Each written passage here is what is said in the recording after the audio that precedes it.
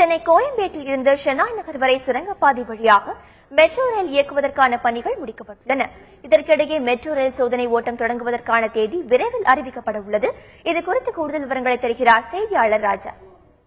சென்னையில் metro ரயிலுக்காக 45 kilometre தூரத்திலான இந்த பணிகளில் தற்பொழுது ஷெனாய் நகரில் இருந்து கோயம்பேடு வரையில இடையிலான இந்த வழித்தடத்தில் சுரங்கப் பணிகள் முடிக்கப்பட்டு தற்பொழுது இன்ஜின் மூலியமாக சோதனை ஓட்டம் நடைபெற்று வருகிறது.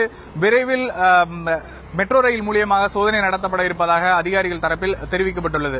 இந்த வழித்தடம் முழுவதுமாக சுரங்கப்பாதை வழியாக செல்கின்றது. இதில் 4 ரயில் நிலையங்களும் இருக்கின்றன. இந்த ரயில் நிலையத்திற்கான பணிகளும் தற்பொழுது நிறைவுறும் நிலையில் இருக்கின்றது.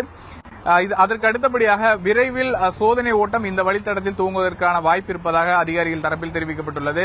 தற்பொழுதைக்கு பார்த்தோமேயானால் கோயம்பேடு முதல் ஆலந்தூர் வரையிலான சேவை துவங்கி இருக்கின்றது. அதேபோன்று ஆலந்தூரிலிருந்து விமான நிலையம் வரையிலான சோதனை ஓட்டம் நடைபெற்று வருகிறது.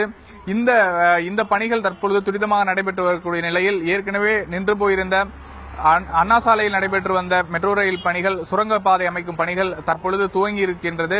தொடர்ச்சியாக சென்னை மெட்ரோ ரயில் பணிகளை விரைவாக முடிக்க அதிகாரிகள் திட்டமிட்டுள்ளனர். தந்தி டிவி செய்திகளுக்காக ஒளிப்பதிவாளர் ரவியுடன் ராஜா.